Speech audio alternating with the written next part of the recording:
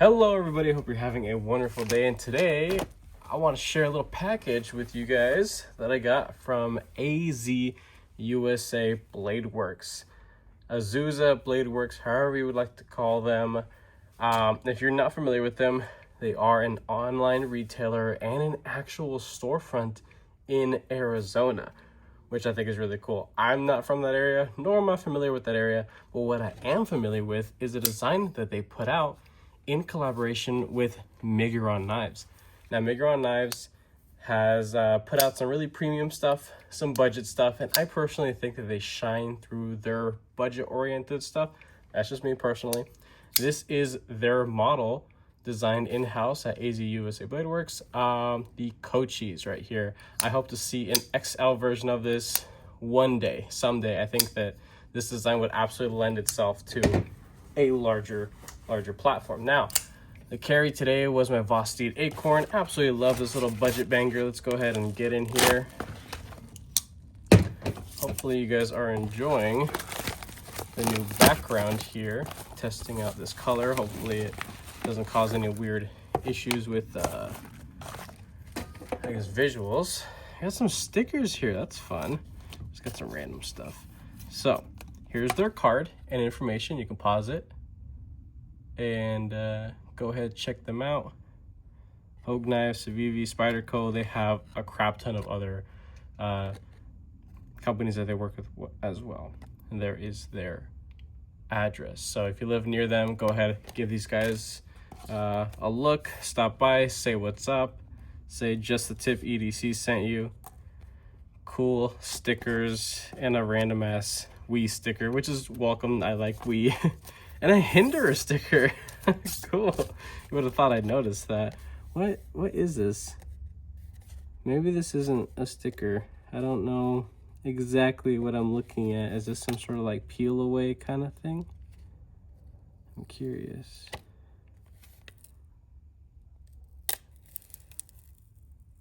Not too sure. Okay, I will deal with that later. Not super important, but stickers are awesome. I love it. Thank you guys. Here we have the Miguron Knives M Vankor. Hopefully I'm pronouncing that right. V-A-K-O-R. Vaker. I don't know why I put an N there, but there was no N there.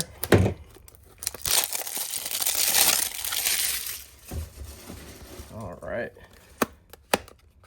Let's get into this. Yeah. Freaking box. All right, the typical Miguron goodies. Nice little cloth. I'm gonna go ahead and leave that as is. No reason to get into that. Just some cards. This is new, to me at least. Valona, Moyarl, Talisman, another Moyarl. That's a crossbar lock, that's the liner lock.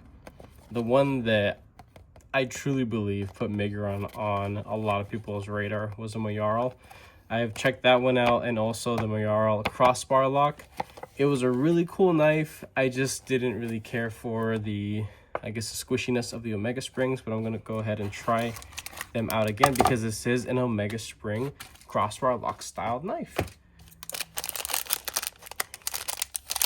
QC pass seal, and this is, oh dude, this is stupid thin.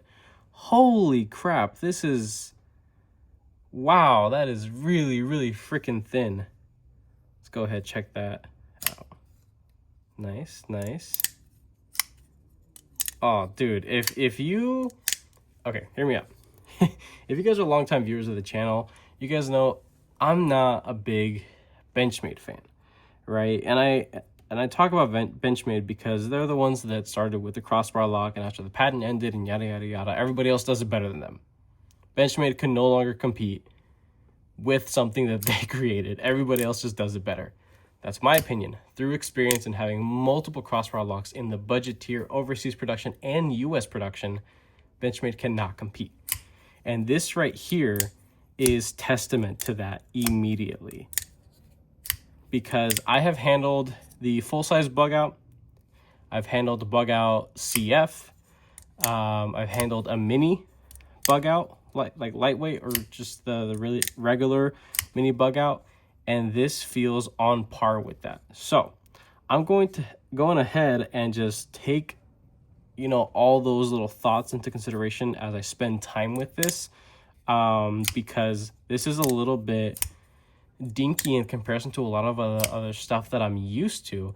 And not to say that I'm used to like big, bulky, giant, freaking heavy duty, you know, busting down walls designs, but this is ridiculously lightweight. Let's go ahead, and there's like paper shreddings everywhere. I was just doing some sharpenings the other night. This thing's got to weigh like just a couple feathers. I mean, they're coming directly after the Bug Out CF or CF Elite.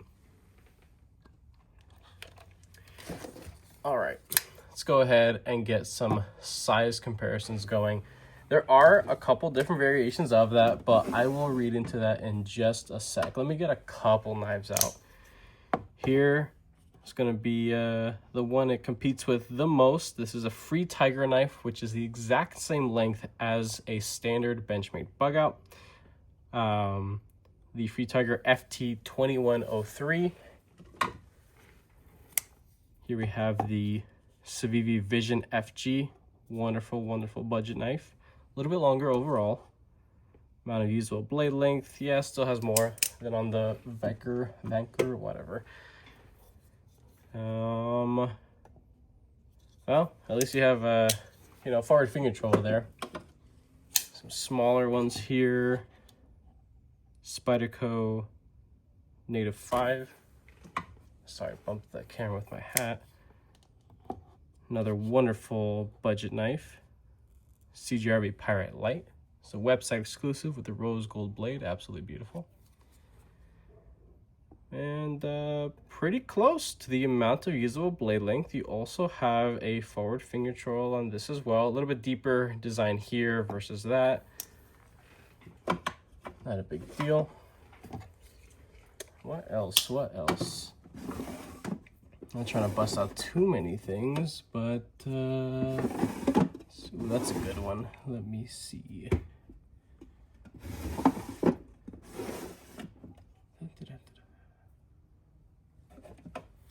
All right, two more. Well, I guess might as well just bust out a couple more.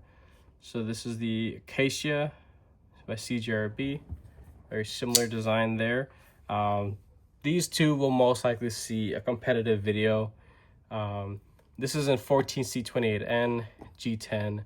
This is in the proprietary AR RPM 9 and the FRN. Up here we have something a little bit more primo. It's smaller actually. This is the Concept Loki 2 with a different shape design hole. And we can go ahead and put it against my carry for today, Vosteed Acorn. So I definitely don't shy away from using smaller knives. I like them. I welcome smaller designs to the channel, absolutely. But I have been handling a lot of larger things nowadays. And do with that statement, do whatever you want with that statement. But, you know, I like larger ones now. I like smaller ones, you know, kind of just like broadening my horizons all over the place. You could see the tinge in white between the two. This is brand spanking new. This has seen a lot of hand time, and I haven't washed it. I give it a little wipe down here and there, but it really needs to get scrubbed and boiled. So up here is the Cochise. And yeah, so these are all designs that share that very simple silhouette, forward finger choil, simple, I guess, deployment aesthetic. Let me go ahead and wake my laptop up and let's get some specs going directly pulled off of Azusa BladeWorks. So the price on this, which I'm sure some of you guys are waiting for already, $43.95. Yeah, that's pretty freaking good right there. Under $45. This falls into my category of an ultra budget knife, and there is 14C28N, and it is just dummy thin, just stupid stupid thin. Look at that. I swear, if I hear one of you guys out there prying or doing something with this thing and you snap the tip and complain about it, you're out. That's not what this is meant for. That is a stupidly thin tip. All right, I'm just trying to make some elbow room for myself here. So 3.15 inch black PVD coated blade. Let's go ahead and wipe that blade because it's a little juicy. It does have a matte finish underneath, so it's nothing, you know, special, nothing shiny, no major bells and whistles. This is just dummy thin. I can't believe how thin this thing is. It's a nice heavily coated PVD here. I really like that blade shape. It is an exaggerated drop point. I wouldn't call it a spear point, even though it is pretty much in line with the pivot. It just feels like visually speaking, it looks like it sits a little lower. So I would just call this just a regular freaking drop point. Damn, that's good. Okay. And I have been putting out a lot of videos about, you know, my thoughts on crossbar locking knives, and well, I do enjoy them. I will, you know, stick with my statements and say that they're kind of a higher maintenance locking mechanism, but when they work great. When the springs start to give out, it's not so good. Okay, let's see some specifications. So 56 grams, 7.28 inches overall. It says the weight here was 1.98 ounces. I got 2 ounces, so I'm gonna go ahead and just stick with my 2 ounces. The first day that this knife was made available was January 17th, and I barely saw it maybe about 2 weeks ago. So you guys will probably start seeing this design floating around on a lot of the major channels and some of the smaller channels. I consider myself a micro channel, but you know, if you're seeing this, cool. You know, thanks for stopping by and checking out, you know, my stuff. And that is really about it. Let me see if there's anything specific on, let me pull up the pictures. So it has like a little picture, says like outdoor knife, everyday carry, ceramic ball bearings. Ceramic ball bearings, cool, great. That's, you know, you gotta have them. Everyday carry, sure, yeah. If you live in an ultra urban environment where you're not gonna touch a single dense, you know, material. Outdoor knife, absolutely not. No way in hell this is an outdoor knife. Now, like a light duty backpacking knife for like a day trip or something like that, sure, yeah. If that's what they consider an outdoor knife, why not? So let's see, I'm looking at three different colorways. There is a gray G10 with a gray PVD finish. It looks pretty nice. A black G10 with black clip, all stainless steel hardware, silver hardware, I mean. A stonewash blade that looks really cool, and then my variation. So yeah, about 3 different colorways. There may be other ones. White Mountain Knives, for example, they may, you know, they do a lot of exclusives as well. They may have, you know, their own little colorway as well, but just holy cow, this thing weighs freaking nothing. If you're not one for lightweight knives, this isn't for you. Keep on scrolling. It's not going to be for you. But if you can appreciate a lightweight knife and understand where it's coming from and where it will actually shine, I think this is something that you can definitely get behind. I absolutely can.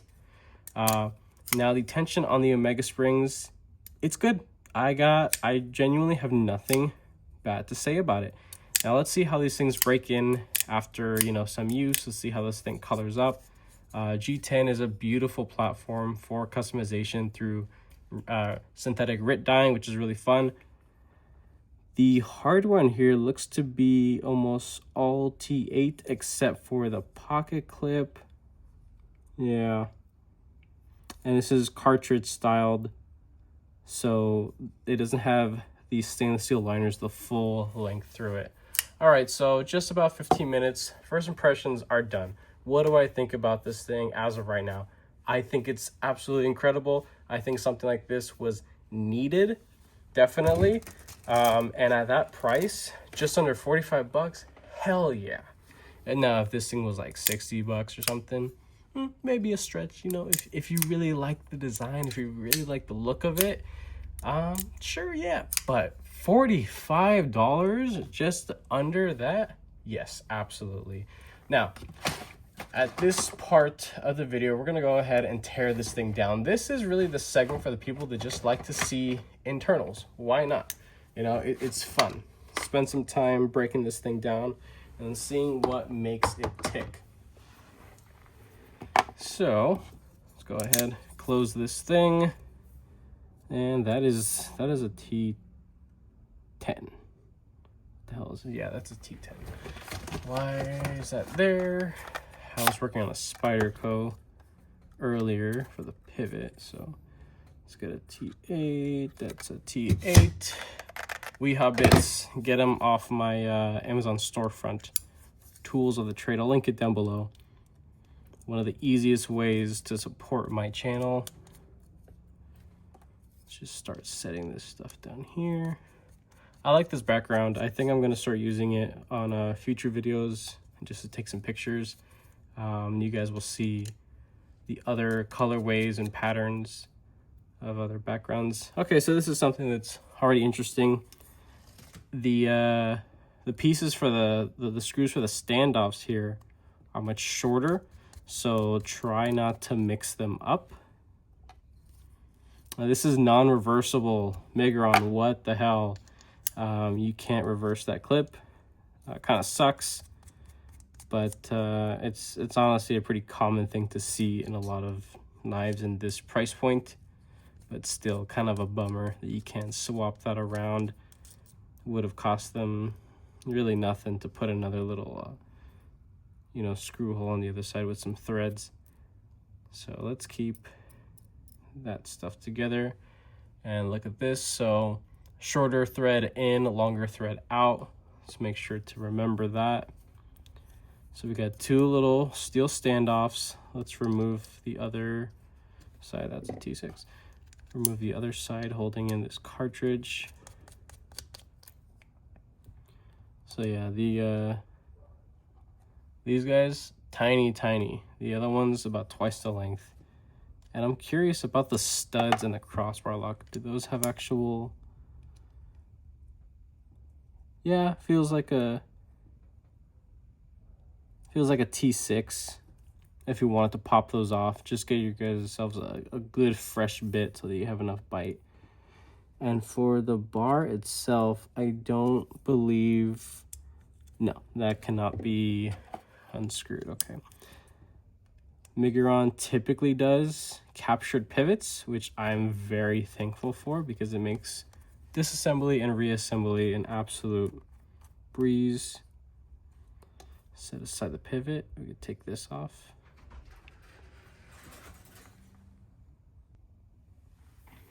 Okay. So take a look at that. They even put extra effort to mill out this space. Why? Just cause I like it. Migron is a company that puts in extra effort, even in the budget category. Let's take these little standoffs. They're not captured, they're just rounded, you know, typical. I wouldn't really expect anything else. And you could see there's only one position for the Omega spring. It's fine. It's not that big of a deal. It feels like they got the tension in right for this particular model. For the Moyaro that I had mentioned earlier, there was just something about it that just, it didn't really feel right. And I'm sure it came down to the density of the Moyaro blade itself versus this one here. I mean, this blade weighs nothing. So that's probably why, you know, the difference in feel there. Okay, so you have the other side, the Migron. The end is D-shaped on that. I freaking love that. This allows for continuous contact of the entire pivot barrel, but just D-shaped. You know who should do that but doesn't do that? Riyadh. Yeah, I said it. One of the top dogs of overseas production doesn't even do that. I'm sure they can. I'm sure on a couple OEM projects that they have, but they typically do just free spinning. They don't capture pivots. So, I mean, hey, Miguron does that automatically. I think that's incredible. Here are these tiny, tiny, dinky little bearings here. We'll go ahead and get a reading on them in just a sec from Skiffs. Use my little Skiff card. And here is the cartridge. So there are two pieces that act as little standoffs for, you know, stability overall. This thing is very, very juicy. I'm gonna just throw it on this cloth for a second. I don't want this background to get, you know, warped or anything like that, because it is just like it's like a thick paper. All right, let me look for my Skiffs nonsense. Let's go ahead. Oh, there goes that. All right, oily fingers. Let's read that pivot. Let's read those bearings. Where's the pivot? Here it is. Okay. The little guy, I'm thinking 3/16. Nah, too small. 5 millimeter. All right, so you got a 5 millimeter pivot. Let's see, 3/64. Yeah, looks like it. Yeah, so 5 millimeter, 3/64. I'm gonna check real quick if I have anything like that. I doubt it.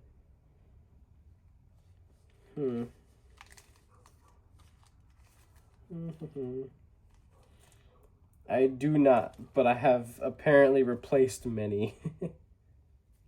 Ooh, you know what? I got some thick washers. Let's go ahead and make this a real bug out competitor. Let's throw some washers in this thing.